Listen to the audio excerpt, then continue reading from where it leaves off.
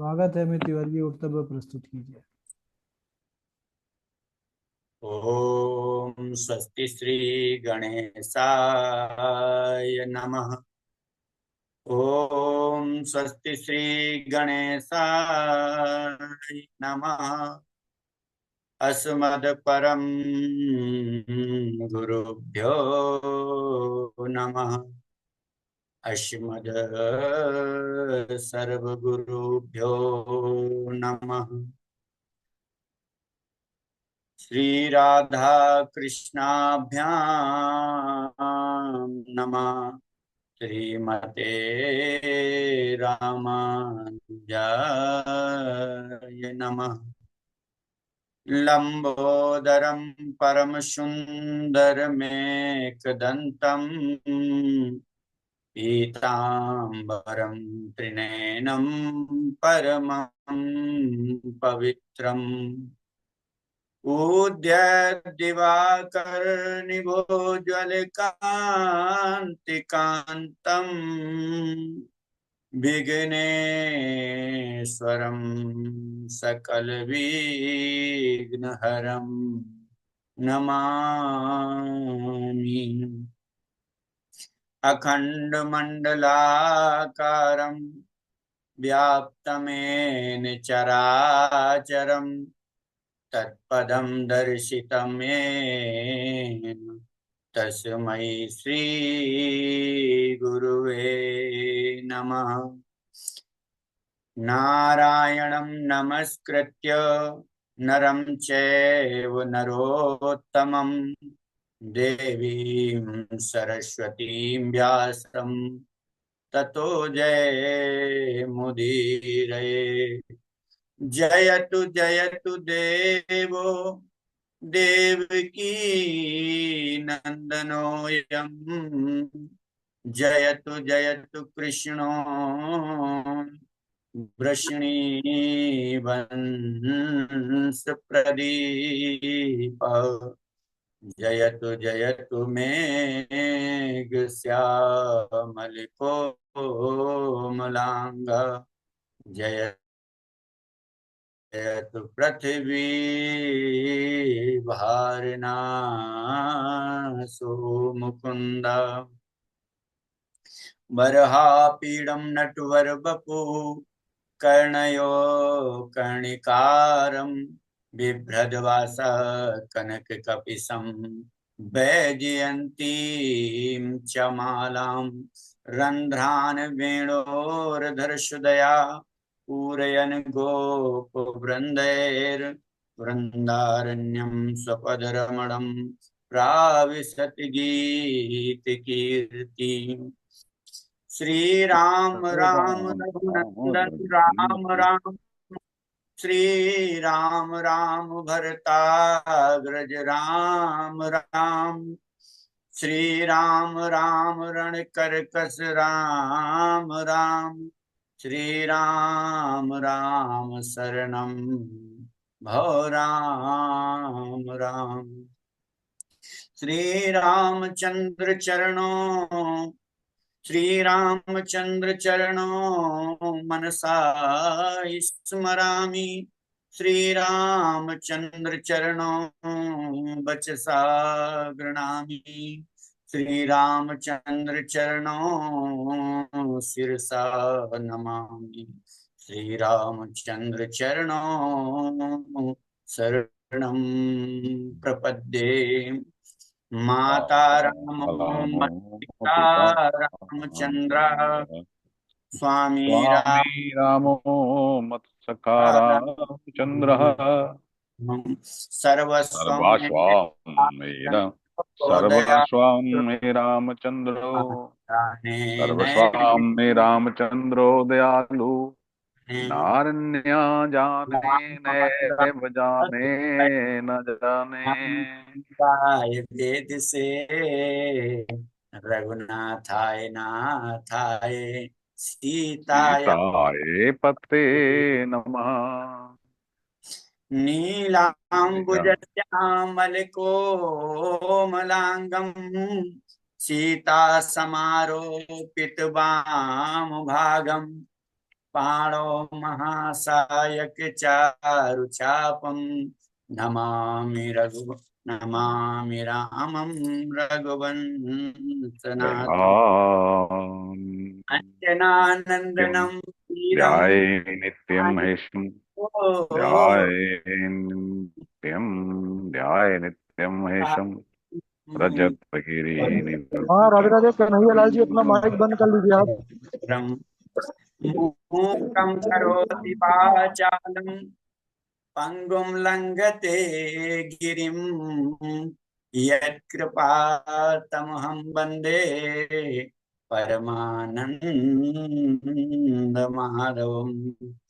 भक्ति भक्त भगवंत गुरु चतुर्नाम बपुएक, इनके पद बंदन किए नासत वीण अनेक। बोलिए श्री रामायण राम कथा की जय।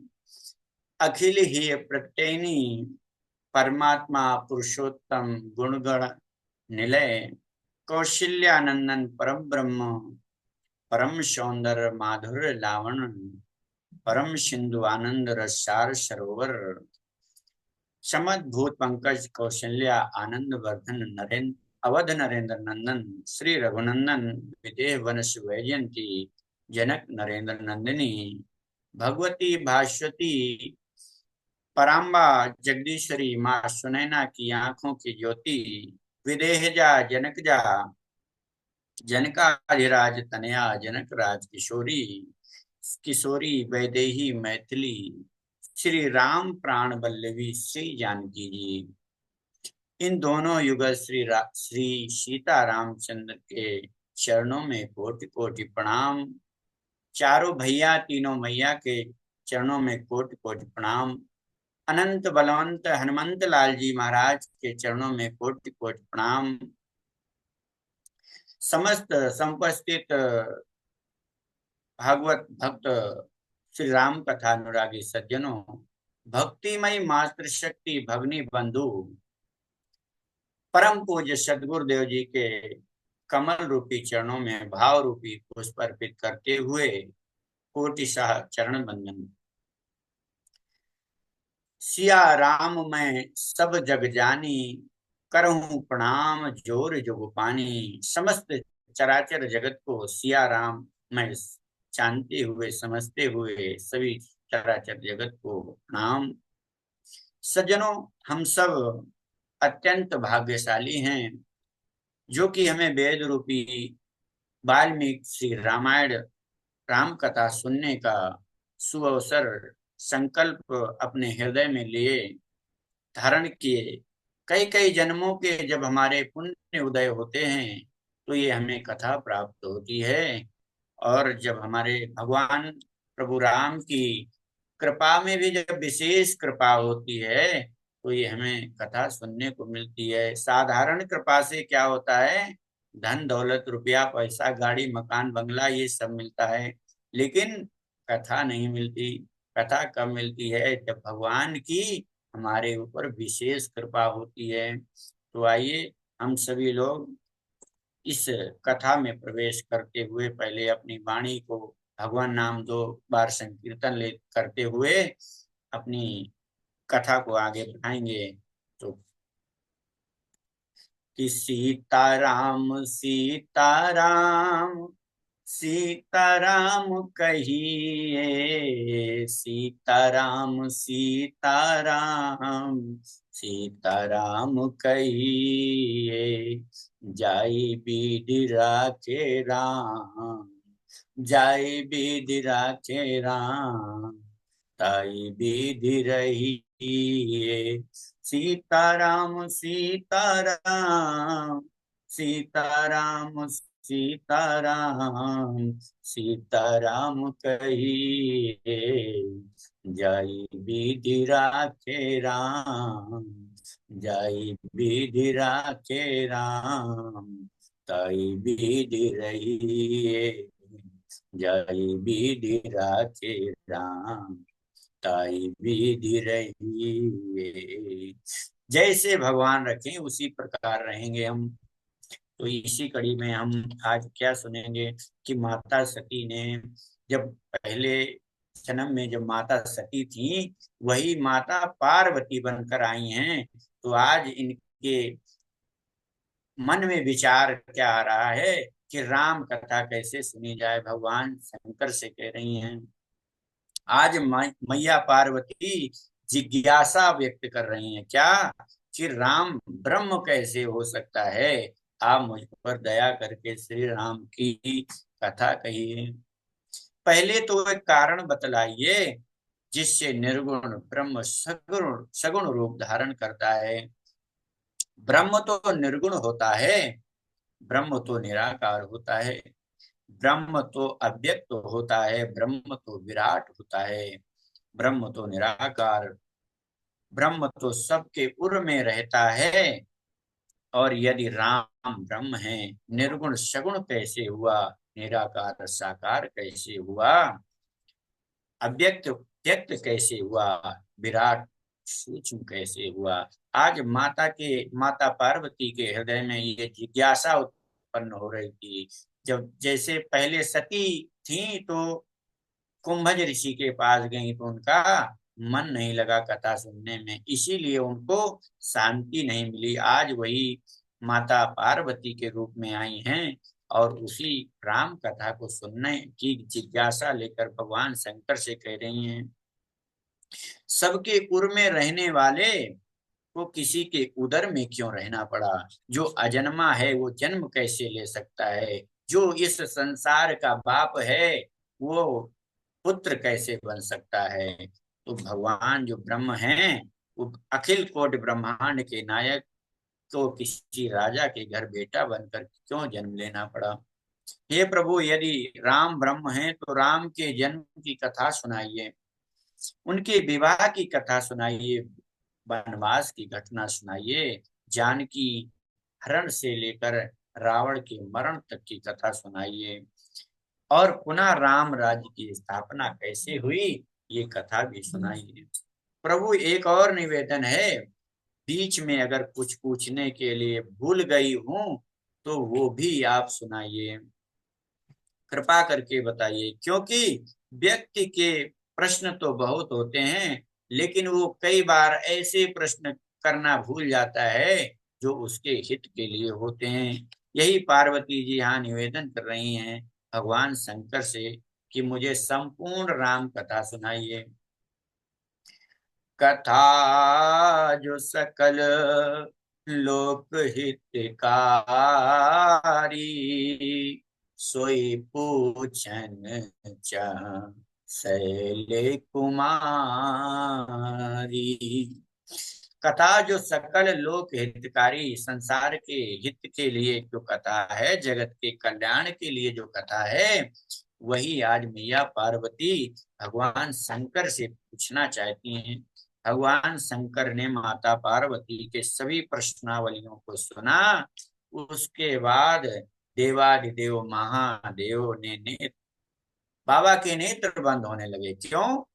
देह भान शून्य हो गया, क्योंकि उनके हृदय में भगवान श्री रामचंद्र की लीलाएं चलने लगी। भगवान शंकर समाधि में प्रवेश कर गए। सज्जनों, ये जो समाधि शब्द है वैसे तो योग मार्ग का शब्द है। महर्षि पतंजलि ने योग सूत्र में 8 अंगों का वर्णन किया है, उसमें 8वां अंग समाधि है। यम नियम आसन प्राणायाम प्रत्याहार धारणा ध्यान समाधि। लेकिन ये जो भगवान शंकर की समाधि लगी है ये भजन समाधि लगी है, ये भक्ति मार्ग की समाधि लगी है। भगवान श्री राम की समस्त लीलाएं भगवान शंकर के मन में चलने लगी। साधारण तरीके से समझें तो समाधि में 2 पार्ट हैं, एक हुआ सम, दूसरा है सम मतलब बराबर, धी मतलब बुद्धि। बुद्धि जब बराबर हो जाए उसे समाधि कहते हैं। पहला सम दूसरा धी, तो सम और धी जो बराबर हो जाए उसे कहते हैं समाधि। इसको इधर उधर का कोई भान न रहे, वही होती है असली समाधि, उसमें किसी प्रकार का अवसाद नहीं रहता। और हिंदी साहित्य में जितने भी शब्द सम से बने हैं, अर्थात जिन शब्दों से पहले सम लग जाता है, वे बड़े महत्वपूर्ण शब्द हो जाते हैं, बहुमूल्य शब्द हो जाते हैं। पहला शब्द देखिए, समाधि, जिसमें भगवान शंकर ने भगवान राम की लीलाओं का चित्र का दर्शन किया, चरित्र का दर्शन किया, कथा का दर्शन किया, तो उनकी समाधि लग गई। संबंध और संबंधी, समधि, समाधान, सम्यक, समाचार, ये क्या है? ये भजन की समाधि बड़ी सुंदर होती है। जैसे ब्रज की गोपियों की समाधि लगी है, वही भजन की समाधि है। श्री महादेव जी के हृदय में सारी रामचरित्र की लीलाएं आने लगी। प्रेम के कारण उनका शरीर पुलकित हो गया और नेत्रों में जल भर आया। हरे ही राम चरित्र सब आए, प्रेम पुलक लो चैन जल छाए। श्री रघुनाथ रूप उर आवा, परमानंद अमित सुख पावा। श्री रघुनाथ जी का सुंदर स्वरूप भगवान शंकर के हृदय में प्रकट हो गया, जिससे स्वयं परमानंद स्वरूप भगवान शंकर शिव जी ने भी अपार सुख पाया। शिव जी 2 घड़ी तक ध्यान के रस में, आनंद में डूबे रहे और फिर उन्होंने मन को बाहर खींचा और तब यह प्रसन्न चित्त होकर भगवान श्री रघुनाथ जी का चरित्र वर्णन करने लगे। सज्जनों ध्यान दीजिए, हम सब लोग लौकिक जगत में प्राय यही देखते हैं, क्या? जो उत्तर देता है उसको धन्यवाद मिलता है। लेकिन आज भगवान शंकर धन्यवाद किसको दे रहे हैं? जो मैया पार्वती प्रश्न कर रही हैं बाबा भोलेनाथ से, तो आज भगवान भोले बाबा मैया पार्वती को धन्यवाद दे रहे हैं। यहाँ भगवान, मुझे किसी ने उत्तर दिया तो मैं उसका धन्यवाद करूंगा, और यहाँ मैया पार्वती विपरीत हो रहा है। मैया पार्वती भगवान शंकर से प्रश्न कर रहे हैं और भगवान भोलेनाथ मैया पार्वती को धन्यवाद दे रहे हैं। और यहाँ पर क्या है, भगवान शंकर ने जैसे ही नेत्र खोले, माता पार्वती बैठी हैं, तो एक बार नहीं, माता पार्वती को भगवान भोलेनाथ ने बार बार धन्यवाद किया है। क्या कि धन्य धन्य गिरिराज कुमारी, तुम समान नहीं को उपकारी। पूछे रघुपति कथा प्रसंगा, सकल लोक जग पावनी गंगा। देवी तुम धन्य हो, तुम्हारे समान कोई उपकारी नहीं है।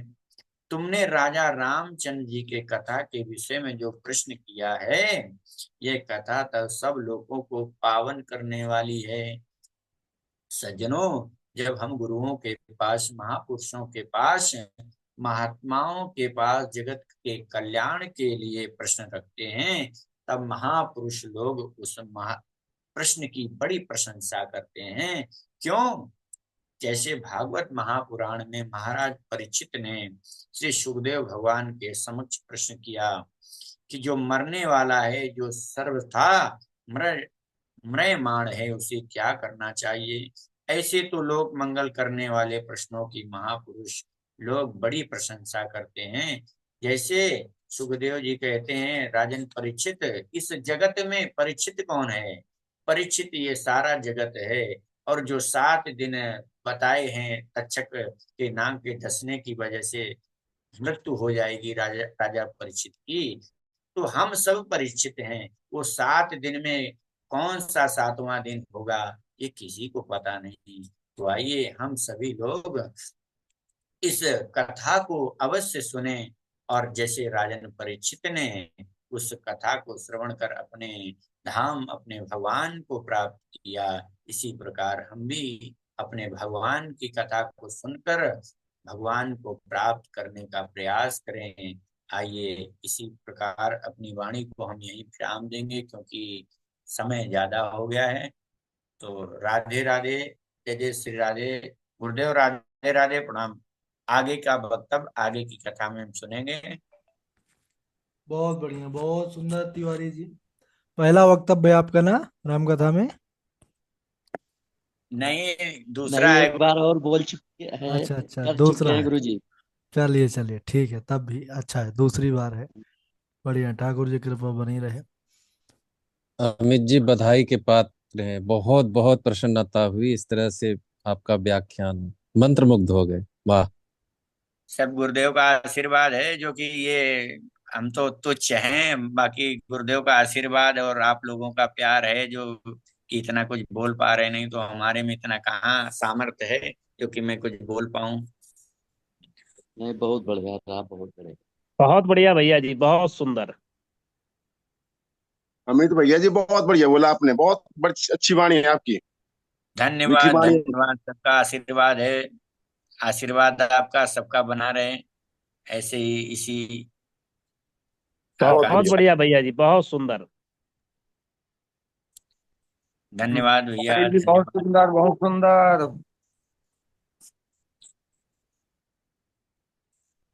चलिए, सभी प्रसन्न हैं हमारे तिवारी जी। धन्यवाद भैया जी, धन्यवाद बहुत बहुत।